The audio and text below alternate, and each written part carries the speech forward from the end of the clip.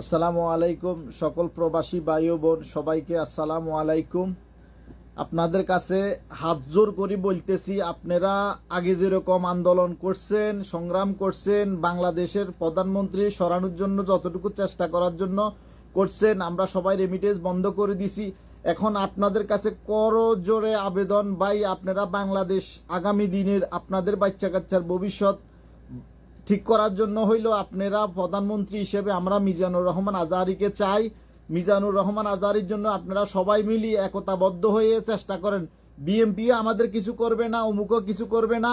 আমরা এখন চাই আমাদের বাংলাদেশে ইসলাম পরিপূর্ণভাবে কায়েম হোক, সবাই ইসলামের তরিকা মতো চলুক। আপনাদের সবার কাছে হাত জোর করে বলতেছি, আপনারা সবাই এই আবেদনটা রাখেন।